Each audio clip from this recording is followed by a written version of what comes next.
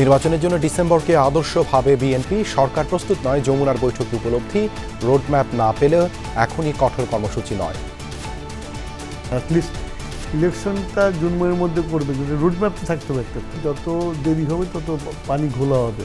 যারা পতিত শক্তি যারা আছে তারা নানান ভাবে খেলা শুরু করবে আর কি। রোহিঙ্গা প্রত্যাবাসনে আরাকান আর্মি বড় সমস্যা জানালেন পররাষ্ট্র উপদেষ্টা। দূতাবাসের চাপ কমাতে দক্ষ ও শিক্ষিত শ্রমিক পাঠানোর তাগিদ। না পারছি ওপেনলি স্বাভাবিকভাবে আচরণ করতে, না পারছি তাদেরকে ইগনোর করতে। শক্তিশালী রাষ্ট্র যারা আছে তারা চাপ সৃষ্টি করতে হবে, ওখানে যে নতুন ডিসপেন্সেশন আসবে তাদের উপরে।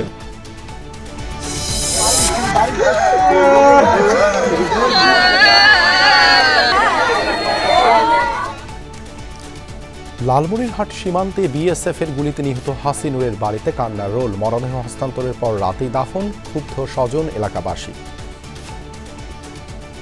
ভারতীয় বিএসএফ সন্দেহমূলকভাবে তাকে ধরে নিয়ে যায় এবং ওখানে গুলি করে তারা নৃশংসভাবে হত্যা করেছে। তারপরে এই লাশ নিয়েও তারা অমানবিক কাজ করেছে।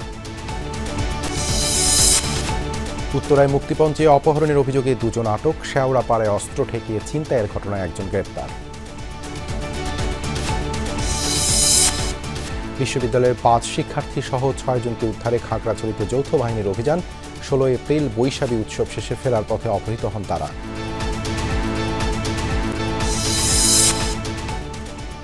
ময়মনসিংহের ধোবাউড়ায় 10 গ্রামে সুপেয় পানির তীব্র সংকট। সরকারি টিউবওয়েলের অস্বাস্থ্যকর পানি ভরসা। মরা ধরা ফসা ফসা সবাই দন্ত এইগুলা পানি আমরা খান লাগে। আমি সরকারি কল পাইছি, এটা পাইলে এটা লাভ কি? আমি তো পানি খাইতে পারি না। আমরা ময়লা পানি খাই, গুইলা পানি খাই, পায়খানার পানি খাই। সিরিয়ার ক্ষমতাচ্যুত প্রেসিডেন্ট আসাদকে নিয়ে রয়টার্সের অনুসন্ধানী প্রতিবেদন।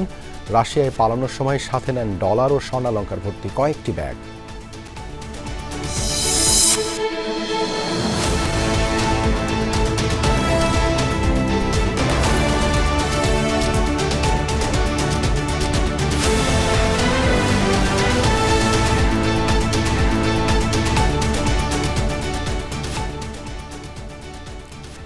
আমন্ত্রণ দুপুরের বাংলাদেশে আপনাদের সাথে আছি দেবাশিস রঞ্জন সরকার। এতক্ষণ শিরোনাম দেখছিলেন। প্রধান উপদেষ্টা একমত না হলেও নির্বাচনের জন্য ডিসেম্বরকেই আদর্শ মনে করে বিএনপি। ঋতু পরিবর্তন, রমজান, ঈদ মিলিয়ে আগামী ফেব্রুয়ারির পর নির্বাচন করার বাস্তবতা দেখছে না দলটি। রোডম্যাপ না পেলেও এখনই কোনো কঠোর কর্মসূচিতে যাবে না বিএনপি। স্থায়ী কমিটিতে সিদ্ধান্ত নিয়ে ধীরে এগোবে দলটি। আরিফিন শাকিলের রিপোর্ট। ছাত্র জনতার অভ্যুত্থানে শেখ হাসিনার পতনের পর থেকে যৌক্তিক সময় নির্বাচনের কথা বলে আসছে বিএনপি। এক পর্যায়ে সরকারও জানায় ডিসেম্বর থেকে জুনের মধ্যে হবে ভোট। আরও সুনির্দিষ্ট রোডম্যাপ পেতে বুধবার প্রধান উপদেষ্টার সঙ্গে বৈঠক করেন দলটির নেতারা। জোর দিয়েছেন ডিসেম্বরের মাসে ভোটের জন্য। বোঝাতে চেয়েছেন নির্বাচন যত দেরি হবে রাজনৈতিক অর্থনৈতিক সংকট তত বাড়বে। ডিসেম্বরের মধ্যে নির্বাচন যদি না হয় তাহলে দেশে যে রাজনৈতিক পরিস্থিতি, অর্থনৈতিক পরিস্থিতি এবং সামাজিক পরিস্থিতি সেটা আরও খারাপের দিকে যাবে। ভোটের রোডম্যাপ না পেলেও বিএনপি নেতারা মনে করেন ডিসেম্বরে উপযুক্ত সময়। তাছাড়া নির্বাচিত সরকারের বিকল্প নেই। ওনাকে বলেছি আপনাকে রুটম্যাপটা অ্যাটলিস্ট ইলেকশনটা জুন মাসের মধ্যে করবে, কিন্তু রুটম্যাপ তো থাকতে হবে একটা। তো আমরা রুটম্যাপ চাচ্ছি, এক্ষুনি রুটম্যাপ চাচ্ছিলাম, উনি সেটা দিতে রাজি হন নাই, সেই জন্য স্যাটিসফাইড না। ঈদ আছে, পরব আছে, রোজা আছে, কোরবানি ঈদ আছে, এইগুলোর মধ্যে নির্বাচন কেমন হবে? সেই জন্য December is the ideal time. সারা বিশ্ব যেখানে গণতন্ত্রের দিকে ঝুঁকে আছে সেখানে অগণতান্ত্রিক একটা দেশ টিকে থাকা কি ঠিক? এটা ঠিক না। তো সেক্ষেত্রে এই দাবিটাকে নতুন কোনো দাবি না, এটা আমাদের পূর্ণ দাবি। জুন মাস এমন একটা সময় যে সময় নির্বাচনের সময়ও না, নির্বাচনের মাসও না, বর্ষাকাল। ভোটের সময়সীমা নিয়ে প্রধান উপদেষ্টার সাথে একমত না হলেও এখনই মাঠ পর্যায়ে কর্মসূচিতে যেতে আগ্রহী নয় দলটি। সামনে কোরবানি ঈদ ও বর্ষা মৌসুম, তাই ঘরোয়া আয়োজন থেকে রোডম্যাপের জন্য চাপ বাড়ানো হতে পারে। আমাদের দলটা একটা পলিটিক্যাল পার্টি, তো তার কোনো ডিসিপ্লিন আছে, তো জানতে পারবো তোমরা। আমরা তো আন্ডারগ্রাউন্ড পার্টি না, আমরা তো ওপেন পার্টি, আমরা জানাবো। নির্বাচন নিয়ে সরকার এখনও প্রস্তুত নয়।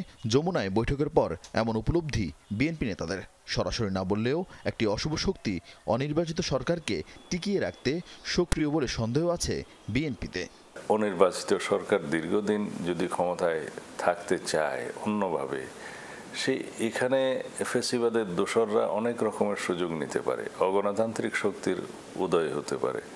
তাতে করে আমাদের গণ অভ্যুত্থানের আকাঙ্ক্ষা এবং প্রত্যাশা জলাঞ্জলি যাবে, সেটা আমরা হতে দিতে চাই না। যত দেরি হবে তত পানি ঘোলা হবে, এবং পানি ঘোলা হলে যারা পতিত শক্তি যারা আছে তারা নানান ভাবে খেলা শুরু করবে আর কি। রোডম্যাপ ইস্যুতে আগামী সপ্তাহ থেকে যুগপৎ আন্দোলনের শরিকদের সাথে মতবিনিময় শুরু করতে পারে বিএনপি। আরিফিন শাকিল, যমুনা নিউজ, ঢাকা। রোহিঙ্গা সংকট নিরসনে আরাকান আর্মি এখন আরেকটা বড় চিন্তা। তারা কোনো সরকার নয়, তাই তাদের সাথে সরাসরি আলোচনাও করতে পারছে না বাংলাদেশ, আবার তাদেরকে এড়ানোও যাচ্ছে না, এমন মন্তব্য করেছেন পররাষ্ট্র উপদেষ্টা তৌহিদ হোসেন। তাই অন্য বড় দেশগুলোকে রোহিঙ্গা প্রত্যাবাসনে চাপ দেওয়ার তাগিদ দিতে হবে।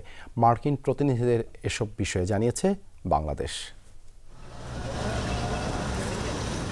ফরেন সার্ভিস দিবস উপলক্ষে মন্ত্রণালয়ের সার্ভিস একাডেমিতে বর্তমান ও সাবেক কূটনীতিকদের নিয়ে আয়োজন করা হয় এক মিলন মেলার। অনুষ্ঠানে বক্তব্যের সময় পররাষ্ট্র উপদেষ্টা ব্যাখ্যা করেন প্রবাসী কর্মীদের বিদেশ গিয়ে কেন সমস্যায় পড়তে হয়। মন্তব্য করেন সেসব সমস্যার চাপ এসে পড়ে দূতাবাসগুলোতে। আমরা যে শ্রমিকদেরকে বিদেশে পাঠাই, আমরা কর্মীদেরকে বিদেশে পাঠাই, তাদের 80% সমস্যা আমরা ঢাকা থেকে তৈরি করে পাঠাই, আর 20% সমস্যার সৃষ্টি হয় মিশনে যাওয়ার পরে। কিন্তু সেই 100% সমস্যার সমাধানের দায়িত্ব কিন্তু আমার মিশনগুলোর উপর এসে পড়ে, এবং অত্যন্ত স্বল্প লোকবল দিয়ে আমার যদি 50 জন লোক থাকে সৌদি আরবে, আমি কি করে 10 লক্ষ সমস্যার সমাধান করব? কাজে সমস্যাটা যাতে কম হয় সেটা ঢাকা থেকেই শুরু করতে হবে, এটা আমি ইমপ্রেস করার চেষ্টা করছি। সফররত মার্কিন প্রতিনিধি দলের সাথে আলোচনায় দুটি বিষয় প্রাধান্য পেয়েছে বলে জানান উপদেষ্টা। একটি মার্কিন নতুন শুল্ক নীতি এবং অপরটি রোহিঙ্গা প্রত্যাবাসন। তবে রোহিঙ্গাদের ফেরাতে আরাকান আর্মি নতুন বাস্তবতা তৈরি করেছে বলে মন্তব্য করেন তিনি।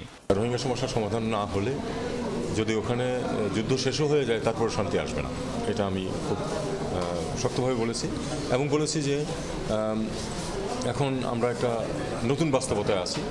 সত্যিকার অর্থে আমরা একজন নতুন প্রতিবেশী মুখোমুখি, যারা আবার নন স্টেট অ্যাক্টর, কাজে তাদের সাথে আমরা না পারছি ওপেনলি স্বাভাবিকভাবে আচরণ করতে, না পারছি তাদেরকে ইগনোর করতে। আমাদের যে বন্ধু রাষ্ট্র আছে এবং শক্তিশালী রাষ্ট্র যারা আছে, তারা চাপ সৃষ্টি করতে হবে ওখানে যে নতুন ডিসপেন্সেশন আসবে তাদের উপরে।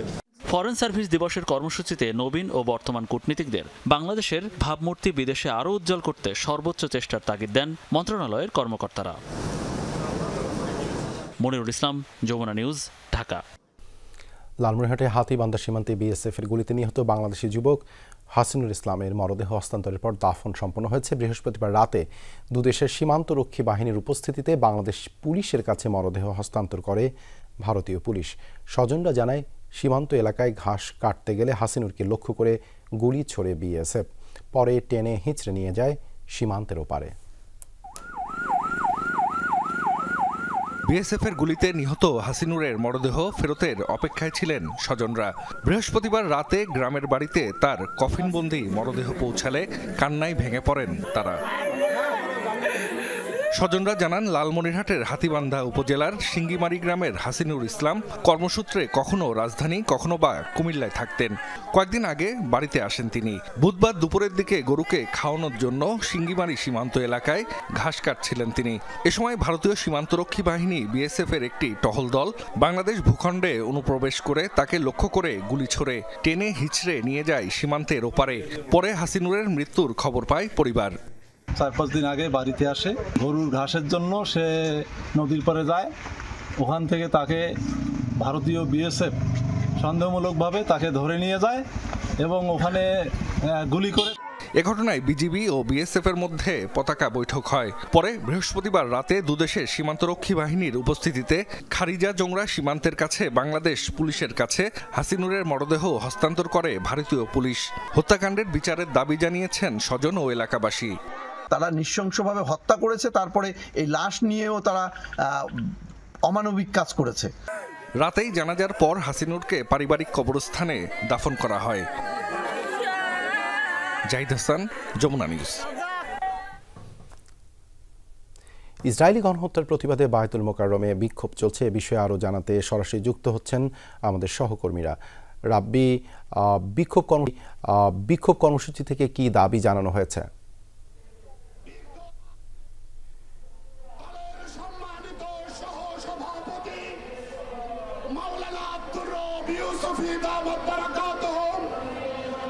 উপস্থিত দলের সর্বস্তরের নেতৃবৃন্দ, আমার সাথী বন্ধুগণ, মিডিয়ার সাংবাদিক বন্ধুগণ, আমরা সর্বপ্রথম মহান রব্বুল আলামিনের শুকরিয়া আদায় করছি, যিনি মজলুমদের প্রতি সংহতি প্রকাশ করতে গিয়ে মজলুম ফিলিস্তিনি আর গাজাবাসীর পক্ষে দাঁড়াতে গিয়ে। বায়তুল মোকাররম থেকে আমরা সরাসরি দেখছিলাম সেই দৃশ্য। আজ কাফনের কাপড় মাথায় বেঁধে সারা দেশে বিক্ষোভ মিছিল কর্মসূচির ঘোষণা দিয়েছে কারিগরি শিক্ষার্থীরা। এ বিষয়ে আরও জানাতে তেজগাঁ থেকে যোগ দিচ্ছেন সহকর্মী হাসিবুল করিম বিজয়। বিজয়, কর্মসূচি শুরু হয়েছে কিনা বিস্তারিত জানাবেন। হ্যালো, শোনা যায়?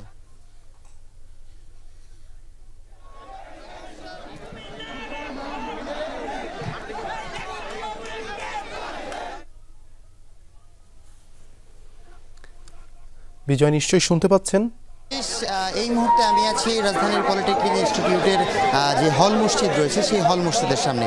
পূর্ব ঘোষণা অনুযায়ী কিন্তু তারা যে কর্মসূচি আসলে দিয়েছিল সেই কর্মসূচি অনুযায়ী কিন্তু তারা আজকে তাদের যে আন্দোলন সেটি কিন্তু তারা পালন করছে। আপনি দেখতেই পাচ্ছেন যে এখানে কিন্তু পলিটেকনিক ইনস্টিটিউট এবং কারিগরি শিক্ষা বোর্ডের যে শিক্ষার্থীরা আছে তারা কিন্তু কাফনের কাপড় পরে তারা তাদের মিছিলের প্রস্তুতি নিচ্ছে এবং তারা কিছুক্ষণের মধ্যে মিছিলটি শুরু করবে। তবে মিছিলটি মূলত মসজিদ প্রাঙ্গণ থেকে শুরু করে তেজগাঁ আদর্শ স্কুল অ্যান্ড কলেজ রোড ধরে মহাসড়ক পুরোটি প্রদক্ষিণ করে 7 রাস্তা হয়ে তারা দক্ষিণ গেটে অবস্থান করবেন এবং এরপর তারা তাদের আসলে যে সকল যে 6 দফা দাবি সেই দাবিগুলো তারা আবার জানাবেন। আমি যে একটু জানিয়ে রাখতে চাই যে গত 2 দিন আগে অর্থাৎ 16 তারিখ কিন্তু তারা আন্দোলনটি শুরু করে এবং এরপরে তারা পরদিন অর্থাৎ গতকাল তারা শিক্ষা মন্ত্রণালয়ে একটি বৈঠক করে। সেখানে শিক্ষা মন্ত্রণালয়ের উপসচিবের সাথে এবং শিক্ষা মন্ত্রণালয়ের যারা কর্মকর্তা রয়েছে তাদের সাথে তারা বৈঠক করে এবং বৈঠকের পর তাদের ভাষ্যমতে হচ্ছে তাদের যে দাবি সেই দাবি আসলে তারা মেনে নিলেও বিষয়টি আসলে তারা সন্তোষজনক হয়নি এবং এই জন্য তারা সারা দেশে কিন্তু আবার আন্দোলন ডেকেছে এবং তারা কিন্তু এবার কাফনের কাপড় মাথায় বেঁধে তাদের আন্দোলনটি আসলে শুরু করেছে। আপনি দেখতেই পাচ্ছেন যে এই মুহূর্তে তারা কিন্তু তাদের মিছিলটি আসলে শুরু করেছে এবং তারা এই হল মসজিদ প্রাঙ্গণ থেকে কলেজ রোড ধরে মহাসড়কের জোরালো মিছিল নিয়ে কিন্তু তারা 7 রাস্তা হয়ে দক্ষিণ গেটে অবস্থান করবে। তাদের যে 6টি দাবি রয়েছে তাদের সেটি একটু জানিয়ে রাখতে যাই। সেটি হচ্ছে যে তাদের যে মূল যারা ক্রাফট ইনস্ট্রাক্টর রয়েছে তারা কিন্তু আসলে তাদের যে প্রমোশনের যে একটি বিষয় রয়েছে সেই বিষয়ে তারা তাদের দাবিটি আসলে জানিয়েছে এবং এছাড়াও তাদের উন্নত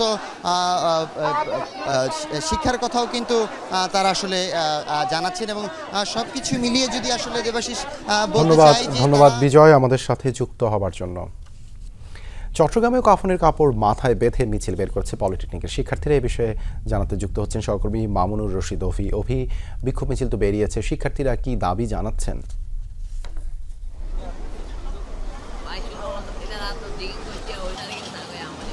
দেবাশিস, মিছিলটি কিন্তু চট্টগ্রাম মহানগরের নাসিরাবাদ যে পলিটেকনিক ইনস্টিটিউট রয়েছে সেই তাদের ক্যাম্পাস থেকেই মূলত এটি বের করা হয়েছে এবং সেই মিছিলটি এসে এখানে মোড়ে অবস্থান নিচ্ছে। প্রায় শতাধিক শিক্ষার্থীরা এখানে এসেছেন। তারা যেটি দাবি করছেন, বিগত কয়েক মাস ধরে তাদের 6 দফা দাবি নিয়ে তারা রাজপথে আন্দোলন করছিলেন।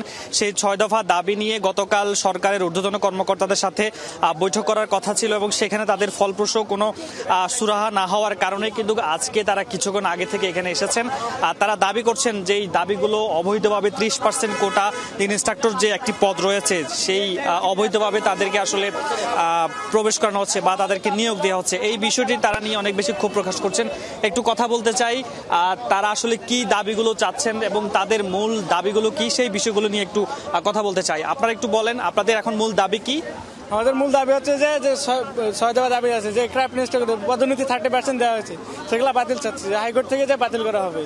কিন্তু আমাদের কালকে এইভাবে নিয়ে বসার কথা ছিল, কিন্তু আমাদের প্রতারণা শিকার হয় আমাদেরকে সমন্বয়ক যারা ছিল তাদেরকে পাঠানো দেওয়া হয়েছে, কিন্তু কোনো এসি রুমে বসে কোনো কার্যক্রম হয়নি এখানে।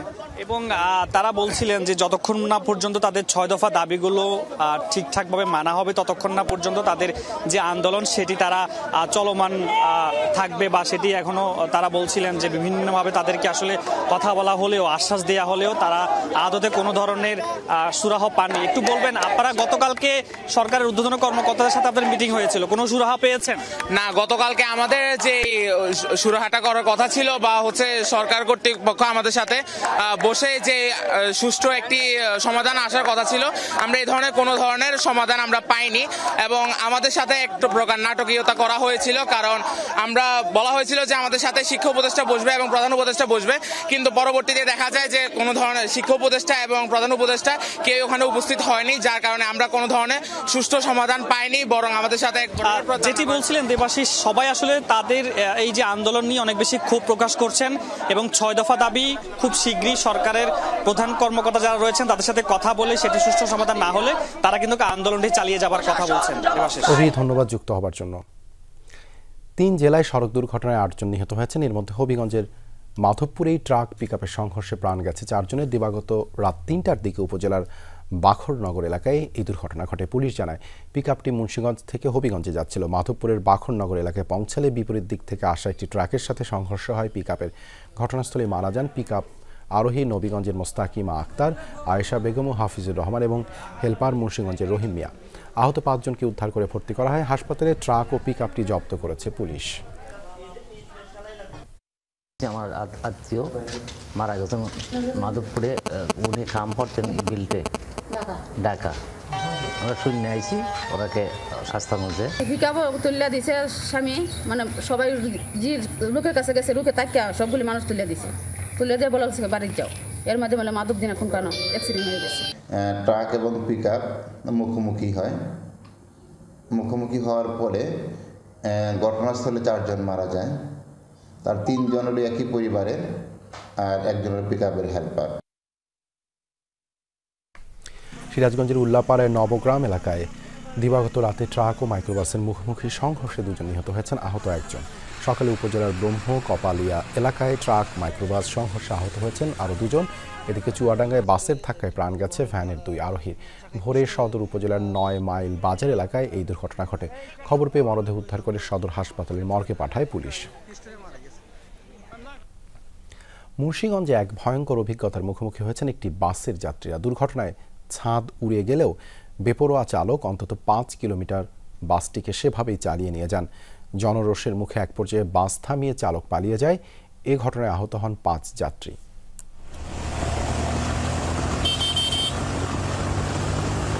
দুর্ঘটনায় বিচ্ছিন্ন হয়ে গেছে বাসের ছাদ। প্রাণ বাঁচাতে চিৎকার করছেন যাত্রীরা, তবুও দ্রুত গতিতে বাস চালিয়ে যাচ্ছেন চালক। এ যেন হুবহু সিনেমার দৃশ্য।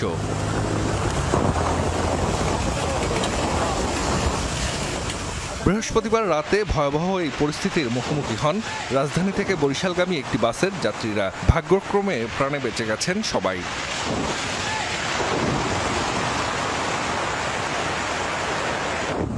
বরিশাল এক্সপ্রেস নামের বাসটি বৃহস্পতিবার রাত 8:30টার দিকে রাজধানীর সায়দাবাদ থেকে বরিশালের উদ্দেশ্যে রওনা হয়। গাড়ি ভর্তি যাত্রী ছিল। তারা জানান, যাত্রা শুরুর ঘণ্টাখানেক পর মুন্সিগঞ্জের শ্রীনগরে ঢাকা মাওয়া এক্সপ্রেসওয়েতে প্রথমে একটি মাইক্রোবাসের সাথে ধাক্কা লাগে বাসটির। এর কিছুক্ষণ পরেই একটি কাভার্ড ভ্যানের সাথে সংঘর্ষে বাসটির ছাদ উড়ে যায়। তারপরও না থামিয়ে দ্রুতগতিতে গাড়ি চালাতে থাকে চালক। অন্তত 5 কিলোমিটার এভাবেই যাওয়ার পর গতি কিছুটা কমে এলে যাত্রী ও স্থানীয়দের প্রতিরোধের মুখে বাস থামিয়ে পালিয়ে যায় চালক। আমার আল্লাহ বাঁচাইছে আমাদের, ও লামাই না নিলে মনে হয় ওই টোল গার্ড ভাঙিয়া আমাকে শেষ করে। খবর পেয়ে ঘটনাস্থলে যায় ফায়ার সার্ভিস। আহত কয়েকজনকে নেওয়া হয় হাসপাতালে। কামারখোলা রেলওয়ে ব্রিজের উপরের থেকে একটি বাসের ছাদ ভেঙে পড়েছে। সেই ছাদটি ভেঙে পড়তে পড়তে সমস্পুর যাত্রী সামনের কাছে এসে ছাদটি ভেঙে পড়ে এবং সেই বাসটি ওজন স্টেশন মাওয়া ওজন স্টেশনের কাছে হাইওয়ে পুলিশ আটক করে। তবে এই ঘটনায় ছাদটাই শুধু ভেঙে পড়েছে, এরকম খুব বড় ধরনের কোনো কেউ আহত বা নিহত হয় নাই। আমরা দ্রুত রেসপন্স করে এই কাজটা আমরা দ্রুত উদ্ধার করতে সক্ষম হয়েছি। দুর্ঘটনার পর বাসটি জব্দ করেছে পুলিশ। চালককে ধরতে অভিযান চলছে বলে জানিয়েছেন কর্মকর্তারা। জাহিদ হাসান, যমুনা নিউজ। খাগড়াছড়িতে অপহৃত চট্টগ্রাম বিশ্ববিদ্যালয়ের 5 শিক্ষার্থী সহ 6 জনকে উদ্ধারে দ্বিতীয় দিনের মতো অভিযান চালাচ্ছে যৌথ বাহিনী। সকালে শহরের মধুপুর ও গিরি ফুল এলাকায় যৌথভাবে অভিযান শুরু করে সেনাবাহিনী ও পুলিশ সদস্যরা। তবে এখনও শনাক্ত করা যায়নি অপহরণের শিকার 6 জনের অবস্থান। অপহৃত ছাত্ররা উদ্ধার না হওয়া পর্যন্ত এই অভিযান অব্যাহত থাকবে। 16 এপ্রিল বৈশাখী শেষে ফেরার পথে গিরি ফুল এলাকায় অস্ত্রের মুখে 5 শিক্ষার্থীকে অপহরণ করা হয়। তারা সবাই 2023-24 শিক্ষাবর্ষের শিক্ষার্থী। অপহৃত অপরজন তাদের বহনকারী টমটম চালক। এ বিষয়ে আরও জানাতে যোগ দিচ্ছেন সহকর্মী শাহরিয়ার ইউনুস। শাহরিয়ার, অপহৃত শিক্ষার্থীদের সবশেষ অবস্থান শনাক্ত করা গেছে কিনা?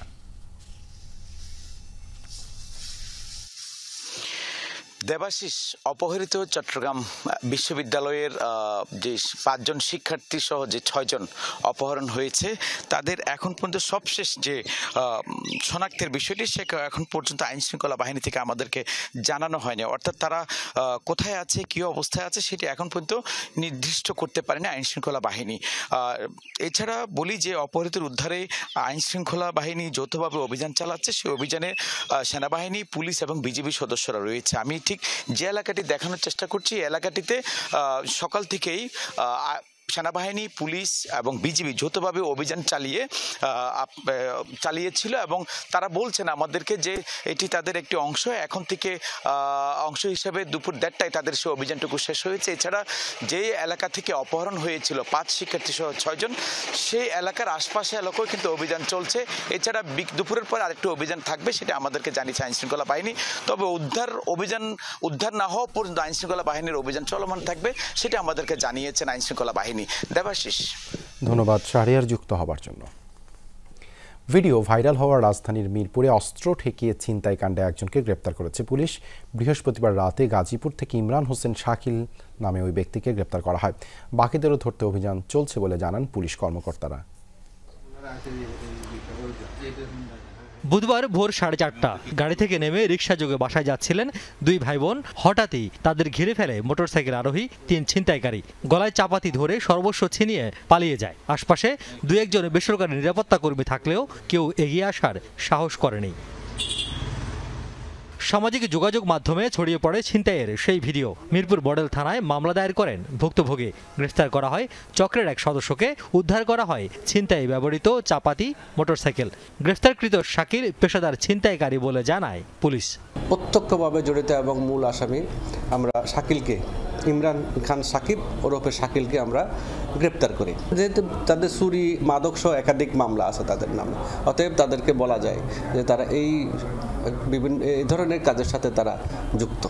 মিরপুরে তালিকাভুক্ত শীর্ষ সন্ত্রাসী, চাঁদাবাজ, ছিনতাইকারী সহ নানা অপরাধীদের দৌরাত্ম্য দীর্ঘদিনের। তাদের বিরুদ্ধে নতুন করে অভিযান শুরু হয়েছে বলে জানান এ কর্মকর্তা। আমাদেরও গোচরবিদ্ধ হয়েছে। আমরা কিন্তু এই বিষয়গুলো আপনি দেখবেন কাপরুল এলাকায় বলেন, বাসানটেক এলাকায় বলেন বা ইয়েতে বলেন আমাদের পল্লবী এলাকায় বিভিন্ন নামে বিভিন্নভাবে কিন্তু তারা মাথাচাড়া দিয়ে ওঠার চেষ্টা করছে। কিন্তু আমরা কিন্তু এটা মানে আমাদের আইন শৃঙ্খলা বাহিনীর সদস্যরা এবং যৌথভাবে বিভিন্ন সময় আমরা যৌথভাবে কিন্তু আমরা এই কাজগুলো করছি যেন কোনোভাবে এগুলা মাথাচাড়া দিয়ে উঠতে না পারে।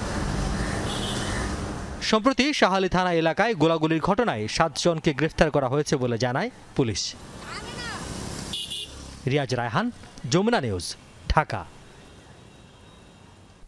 প্রথমে সমন্বয়ক পরিচয়ে অপহরণ এবং পরে আটকে রেখে মুক্তিপণ চাওয়ার অভিযোগে 2 জনকে আটক করেছে পুলিশ। উদ্ধার করা হয়েছে অপহরণের শিকার ব্যক্তিকেও। বৃহস্পতিবার রাতে উত্তরা থেকে ভুক্তভোগী উদ্ধার আর অভিযুক্তদের আটক করে উত্তরা পশ্চিম থানা পুলিশ। বৃহস্পতিবার দুপুর 12:30 রাজধানীর উত্তরার একটি বেসরকারি প্রতিষ্ঠানে হামলা চালায় কয়েকজন। মালিককে না পেয়ে ওই প্রতিষ্ঠানের ম্যানেজারকে মোটরসাইকেলে করে তুলে নিয়ে যায় তারা। পরে আটকে রেখে চাওয়া হয় 10 কোটি টাকা মুক্তিপণ। বিকালে অভিযোগ পেয়ে অভিযানে নামে পুলিশ। রাতেই আটক করা হয় মূল অভিযুক্ত কাজী জুবায়েরকে।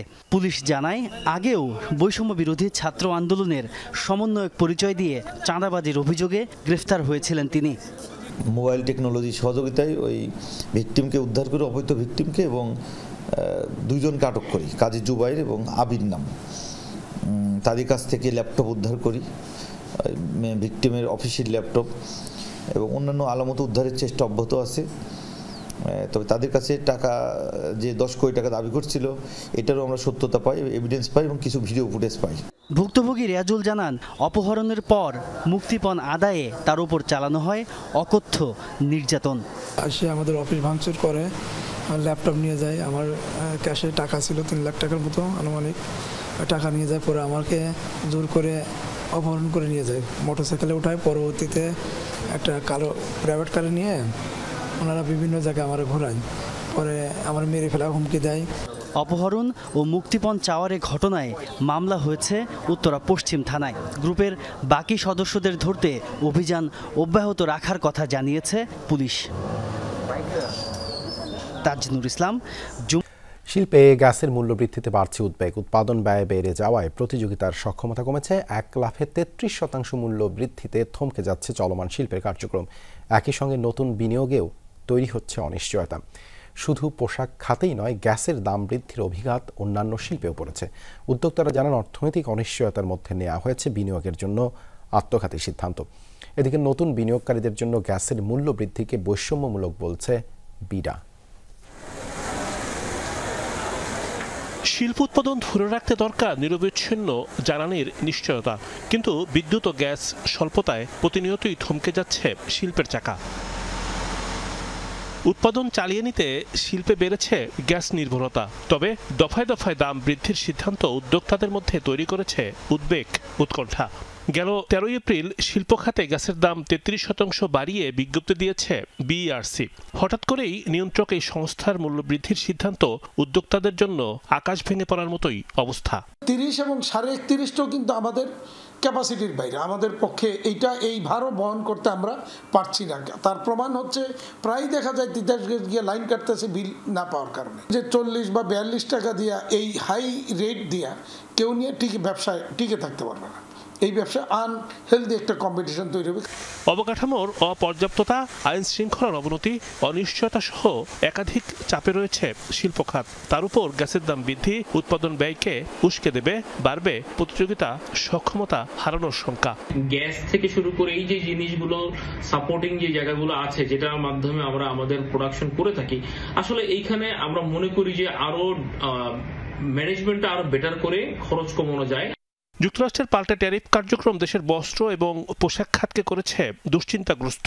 সেই ধাক্কা সামাল দেবার দোলাচলের মধ্যেই গ্যাসের দাম বৃদ্ধির সিদ্ধান্ত এক কথায় শিল্প বিরোধী। অলরেডি ইন্ডাস্ট্রি কিছু সিক হয়ে যাবে বা নতুন ইন্ডাস্ট্রি এন্ট্রান্স আসা বন্ধ হয়ে যাবে, তো তাহলে তো আর ইকোনমি আপনার ড্রাইভ হবে না। সিরামিক, ওষুধ, ক্ষুদ্র এবং মাঝারি শিল্প উৎপাদনও পড়বে গ্যাসের মূল্যবৃদ্ধির খড়ক। ওদিকে এই মূল্যবৃদ্ধিতে উদ্বেগ জানিয়েছে বিনিয়োগ উন্নয়ন কর্তৃপক্ষ। বিইআরসিকে দেয়া চিঠিতে বলা হয়, এমন সিদ্ধান্ত উৎপাদনকে বাধাগ্রস্ত করবে। এটা কিন্তু কোনোভাবেই আমাদের পারচেজিং পাওয়ার, আমাদের প্রান্তিক জনগোষ্ঠীর জন্য এটা একটা সুফল দেখা দিবে না, এবং আমরা এ ব্যাপারে সত্য কথা বলতে গেলে আমরা সবাই এখন আতঙ্কিত। আপনার শিল্প কলকারখানার যদি কাঁচামালের মূল্য যদি বৃদ্ধি নাও পায়, শুধু এই জ্বালানি এবং এগুলোর মূল্য বৃদ্ধি পাওয়ার কারণে আপনার কস্ট সিস্টেমের মধ্যে ভ্যালু অ্যাডিশন হয়ে কস্ট বেড়ে যাবে। তো অপারেশনাল কস্ট বেড়ে যাওয়া মানে প্রতিযোগিতা হারিয়ে ফেলা। আরও ভালো হতো যদি আমরা এগুলো আরও পরের দিকে যদি রিফর্মটা করতাম। বিনিয়োগ এবং কর্মসংস্থানের স্বার্থে জ্বালানির দাম সহনীয় করার দাবি করেছে উদ্যোক্তাদের সব পক্ষ। সুপেয় পানির তীব্র সংকটে ভুগছে ময়মনসিংহের ধোবাউড়া উপজেলার মাইজপাড়া ও ঘোষগাঁও ইউনিয়নের 10 গ্রামের মানুষ। আধুনিক যুগেও তাদের নির্ভর করতে হয় বৃষ্টির পানি আর শুষ্ক মৌসুমে নদ নদী, খাল বিলের উপরে। তবে দীর্ঘদিনের এই সমস্যা সমাধানে নেই কার্যকর পদক্ষেপ। এতে ক্ষুব্ধ গ্রামবাসী, বিস্তারিত জানাচ্ছেন সহকর্মী হোসাইন শাহিদ। অক্সিজেনের পরই জীবন ধারণের দ্বিতীয় উপাদান পানি। বিশুদ্ধ পানি শুধু তৃষ্ণাই মেটায় না, বাঁচিয়ে রাখে জীবনকে।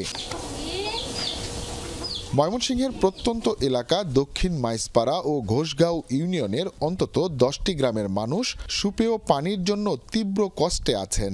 খাল, বিল, নদ নদীতে ছোট গর্ত করে পানি জমিয়ে খেতে হয় তাদের। তৃষ্ণা মেটাতে কিংবা গৃহস্থলীর কাজে নির্ভর করতে হয় অস্বাস্থ্যকর পানির উপরই। না, আমি কোনো কারবালার ময়দানে দাঁড়িয়ে নই, আমি দাঁড়িয়ে আছি ময়মনসিংহের ধুবাউড়া উপজেলার মাইজপাড়া এলাকায়। এখানকার মানুষের প্রধান সমস্যা নিরাপদ পানি। নিরাপদ খাবার পানি পেতে বৃষ্টির সময় টিনের চালের পানি সংগ্রহ করে রাখা এবং এই শুকনা মৌসুমে নদীর পানি তাদের একমাত্র ভরসা। এ যেন আদিম যুগে বসবাস। জানতে চাই কেন এই পানির সমস্যা। পানির সমস্যা 6 মাস যদি বর্ষা থাকে, বর্ষার দিন আমরা বৃষ্টির পানি খাই, চালের মধ্যে কলা গাছের কুল বান দেয়া বাদে পানি খাই। বিভিন্ন ধরনের পানি আয় নদী দেয়া, মরা ধরা ফসা ফসা সব আয়, তখন তো এইগুলা পানি আমরা খাওয়ান লাগে। আমরা এদিকে তো কিন্তু কল নাই। অভিযোগ, সরকারি যে টিউবওয়েল দেয়া হয় তা শুধু নামকাওয়াস্তে। ঘোলা ও দুর্গন্ধযুক্ত পানি উঠে সেসব টিউবওয়েলে। অনেকে টিউবওয়েলের পানি পরিষ্কার করতে ব্যবহার করছেন বালি। আমি সরকারি কল পাইছি, এটা পাইলে এটা লাভ কি? আমি তো পানি খাইতারি না, পানি নদীর থেকে আনি, নদীতে আনিয়া খাই। একটা পাইপ দিয়ে গাইরে তারা গেছে গা কলেতে পানি বুড়াইয়া পরে যে বালতির মধ্যে পাথর বালু দেয়া তলাদা সিদ্ধি করে এই পানি দিছে, পানি সাইকা পরে। গবাদি পশুর গোসল থেকে শুরু করে ময়লা আবর্জনা যুক্ত নদীর পানি ভরসা। এতে নিয়মিত ভুগতে হচ্ছে পানিবাহিত রোগে। আমরা ময়লা পানি খাই, গুইলা পানি খাই, ফাইহানার পানি খাই। এই পানি যদি সরকারে নে টলি বইরা টাক বইরা নে দিতে যেত, তো সরকারে খাইতো, তো দেখতো কেমন লাগে। কেন পানি সমস্যার সমাধানে কার্যকরী উদ্যোগ নেওয়া হচ্ছে না জানতে চাই ময়মনসিংহ জনস্বাস্থ্য অধিদপ্তরে। কিন্তু বক্তব্য দিতে রাজি হননি নির্বাহী প্রকৌশলী। তবে উপজেলা নির্বাহী কর্মকর্তা জানিয়েছেন সমস্যা সমাধানে চেষ্টা চলছে। সাধারণ জনগণও দেখেছি সাবমার্সিবলের চেয়ে কূপে বেশি আগ্রহী, কিন্তু এখন আমাদের জনস্বাস্থ্য প্রকৌশল থেকে এ ধরনের কূপের বরাদ্দ নাই। তো এই কারণে বরাদ্দ না থাকার কারণে আমরা জেলায় যে নিয়মিত সমন্বয় সভা হয়, এই সমন্বয় সভায়ও বিষয়টা উপস্থাপন করেছি। পাশাপাশি আমরা অধিদপ্তরকেও লিখেছি। ভুক্তভোগীদের অভিযোগ, জনস্বাস্থ্য অধিদপ্তরের গাফিলতিতে খাবার পানির কষ্টে তারা। হুসাইন শাহিদ, যমুনা নিউজ, ময়মনসিংহ। আয়োজিত হলো মিডিয়া সামিট 2025। যার যৌথ উদ্যোক্তা ছিলেন ইউনাইটেড ইন্টারন্যাশনাল ইউনিভার্সিটি, ইউআইইউ ও centre for advanced media education, CAME। অংশ নেন দেশের বিভিন্ন প্রান্ত থেকে আসা 4 শতাধিক শিক্ষার্থী। আলোচকদের বক্তব্যে উঠে আসে গণমাধ্যমের নানা আশা, হতাশা, আকাঙ্ক্ষা ও চ্যালেঞ্জের কথা। ইউনাইটেড ইন্টারন্যাশনাল ইউনিভার্সিটি ও সেন্টার ফর অ্যাডভান্সড মিডিয়া এডুকেশনের আয়োজনে দ্বিতীয়বারের মতো অনুষ্ঠিত হলো মিডিয়া সামিট। দেশের বিভিন্ন বিশ্ববিদ্যালয় থেকে 4 শতাধিক শিক্ষার্থী অংশ নেয় এই সামিটে। দিনব্যাপী আয়োজনে প্রথম পর্বে সামিটের উদ্বোধন ঘোষণা করেন অনুষ্ঠানের প্রধান অতিথি ও যমুনা টেলিভিশনের প্রধান নির্বাহী কর্মকর্তা ফাহিম আহমেদ। বক্তব্যে তিনি বলেন, আগে ক্ষমতাকে প্রশ্ন করলে ট্যাগ লাগানো হতো, এখনো হয়। সাংবাদিকরা আগেও বিরোধী পক্ষ ছিল, এখনো বিরোধী পক্ষ। সাংবাদিকরা কখনোই ক্ষমতার পক্ষে কথা বলবে না। সত্যকে ধারণ করতে আহ্বান জানান ফাহিম আহমেদ। যখন আপনি পাওয়ারকে প্রশ্ন করবেন, আপনি যখন এখনকার অনিয়ম কিংবা অসংলগ্নতাকে প্রশ্ন করবেন, তখনও আপনাকে আবার ট্যাগ লাগানোর চেষ্টা করবে এবং করছে। অলরেডি আমাকে ট্যাগ লাগানো শুরু হয়েছে, আমি তাহলে কার? এটাই সাংবাদিকতা। আমি মনে করি আগেও বলতো, আগেও সরকারের পক্ষের লোকজন মনে করতো বিরোধী পক্ষ, এখনও মনে করে বিরোধী পক্ষ। সাংবাদিকরা কখনোই স্টাবলিশমেন্টের পক্ষে কথা বলবে না। অনুষ্ঠানে বিশেষ অতিথিদের আলোচনায় উঠে আসে সাংবাদিকদের নিরাপত্তা, পেশাগত মানদণ্ড ও দলীয় প্রভাব থেকে গণমাধ্যমকে মুক্ত রাখার প্রসঙ্গ। যে স্কিল আছে, নিজের প্রফেশনে দক্ষতা অর্জন করেছে, সেরকম একজন ব্যক্তি কোন প্রফেশনে বেকার আছে, কোন প্রফেশনে ছোট আছে, কাজ পায়নি বা খারাপ অবস্থা আছে, দেখবেন একজনও নাই। সত্য প্রতিষ্ঠায় যদি আপনি ভূমিকা পালন করেন, তাহলে আপনার এই সত্য দেখে অনেক মানুষ তার নিজের জীবনকে পরিবর্তন করে। আয়োজকদের আশা, দক্ষ গণমাধ্যম কর্মী তৈরিতে বিভিন্ন প্রতিবন্ধকতার সমাধান হবে এই সামিটের মধ্য দিয়ে। এ সময় জুলাই গণ অভ্যুত্থান সহ সবসময় যমুনা টেলিভিশনের সত্যের পক্ষে থাকায় প্রশংসা করেন আয়োজকরা। সাংবাদিকদের সুরক্ষা নিজেদেরকে আমাদের অনেকটা নিশ্চিত করতে হবে। অতিথিদের সম্মাননা স্মারক তুলে দেওয়া হয় আয়োজকদের পক্ষ থেকে। তানফির সিদ্দিক টিপু, যমুনা নিউজ, ঢাকা। আবারও ইসরায়েলে হামলা চালালো ইয়েমেনের বিদ্রোহী গোষ্ঠী হুতি, সফলভাবে প্রতিহত করার দাবি জানিয়েছে তেল আবিব। শুক্রবার ইসরায়েলকে লক্ষ্য করে ব্যালিস্টিক মিসাইল নিক্ষেপ করে হুতির বিদ্রোহী গোষ্ঠী, যা সফলভাবে প্রতিহত করার দাবি জানিয়েছে ইসরায়েলি আকাশ প্রতিরক্ষা বাহিনী। আক্রমণের ঠিক আগ মুহূর্তে ইসরায়েলের কেন্দ্রীয় এলাকার পাশাপাশি জেরুজালেম ও গাজার দখলকৃত পশ্চিম তীরে বসতির মানুষদের সাইরেন বাজিয়ে সতর্ক করে আইডিএফ। হামলায় এখনও মেলেনি কোনো হতাহতের খবর, পাওয়া যায়নি কোনো ক্ষয়ক্ষতির আলামতও। গেল 18 মার্চ থেকে ইসরায়েলকে লক্ষ্য করে 20টিরও বেশি ব্যালিস্টিক মিসাইল ও বেশ কয়েকটি ড্রোন হামলা চালিয়েছে হুতি বিদ্রোহী গোষ্ঠী। রাশিয়ায় পালানোর সময় লাখ লাখ ডলার স্বর্ণ, গহনা এবং বিদেশে থাকা সম্পদের নথিপত্র সংযুক্ত আরব আমিরাতে পাঠিয়ে দেন সিরিয়ার ক্ষমতাচ্যুত প্রেসিডেন্ট বাশার আল আসাদ। সাথে ছিল স্বজন এবং ঘনিষ্ঠ কর্মীদের। বার্তা সংস্থা রয়টার্সের বিশেষ প্রতিবেদনে উঠে এসেছে এমন তথ্য। এক লেবানিজ ব্যবসায়ীর বিমানে দফায় দফায় পাঠানো হয় এসব সম্পদ। পালানোর আগে 2 দিন ধরে প্রস্তুতি নেন আসাদ। সংযুক্ত আরব আমিরাতের এক গোপন বিমানবন্দরে ল্যান্ড করে আসাদের সম্পদ এবং ঘনিষ্ঠজনদের বহনকারী বিমানটি। মাত্র 2 সপ্তাহের সশস্ত্র বিদ্রোহের মুখে গেল 8 ডিসেম্বর পতন হয় বাশার আল আসাদের। সিরিয়ার প্রায় 2 যুগের শাসনের অবসান হয় আসাদ পরিবারের। বিদ্রোহীরা দামেস্কের নিয়ন্ত্রণ নেওয়ার পর পালিয়ে রাশিয়ায় পৌঁছান বাশার আল আসাদ। এরপর থেকে প্রশ্ন ওঠে কিভাবে রাশিয়ায় পৌঁছান সিরিয়ার ক্ষমতাচ্যুত প্রেসিডেন্ট। এবার বার্তা সংস্থা রয়টার্সের বিশেষ প্রতিবেদনে তুলে ধরা হলো আসাদের পালিয়ে যাওয়ার বিস্তারিত। এতে বলা হয় 2 দিন আগে থেকেই পালিয়ে যাওয়ার প্রস্তুতি নিচ্ছিলেন বাশার আল আসাদ। লাতাকিয়ার কাছে রুশ বিমান ঘাঁটি থেকে একটি বিশেষ বিমানে করে পালিয়ে যান আসাদ এবং তার পরিবারের সদস্যরা। সাথে ছিলেন তার ঘনিষ্ঠ কর্মীরাও। বিমানে করে সংযুক্ত আরব আমিরাত পাঠিয়ে দেওয়া হয় বিপুল পরিমাণে ডলার, স্বর্ণ এবং গহনা। রয়টার্স বলছে শুধু একটি ব্যাগেই ছিল 5 লাখ ডলার। এরকম বেশ কয়েকটি ব্যাগ নেওয়া হয় বলে জানায় বার্তা সংস্থাটি। সাথে ছিল ল্যাপটপও। বলা হচ্ছে সেই ল্যাপটপেই টেলিকম, ব্যাংকিং, আবাসন, জ্বালানি সহ বিভিন্ন খাতে আসাদ এবং তার পরিবার ও ঘনিষ্ঠজনদের অর্থ বিনিয়োগের তথ্য রয়েছে। রয়টার্সের প্রতিবেদনে আরও বলা হয় আসাদের অর্থ উপদেষ্টা ইয়াসার ইব্রাহিমের তত্ত্বাবধানে পাঠানো হয় এসব সম্পদ এবং ব্যক্তিদের। এমব্রায়ার 600 মডেলের বিমানে করে অন্তত 4 বার যাতায়াত করা হয় আরব আমিরাতে। বিমানটি মোহাম্মদ ওয়েবে নামের এক লেবানিজ ব্যবসায়ীর বলে জানানো হয়। C5SKY ফ্লাইটটি গাম্বিয়ার রেজিস্ট্রেশন করা। বিমানটি আরব আমিরাতের আল বাতিন এক্সিকিউটিভ এয়ারপোর্টে ল্যান্ড করে। বিমানবন্দরটি আরবের রাজপরিবারের সদস্য এবং বিশ্বের আলোচিত ধনকুবেরদের চলাচলে ব্যবহৃত হয়। বিশেষ এই প্রতিবেদন তৈরিতে অন্তত 14টি সূত্র ব্যবহার করেছে রয়টার্স। বিমানবন্দর কর্মকর্তা, আসাদের ঘনিষ্ঠ এবং প্রেসিডেন্ট গার্ড রেজিমেন্টের সদস্যদের কাছ থেকে এসব তথ্য সংগ্রহ করা হয়। মীর মুশফিকা হাসান, যমুনা নিউজ। এই ছিল দুপুরে বাংলাদেশে এতক্ষণ সাথে থাকার জন্য ধন্যবাদ সবাইকে।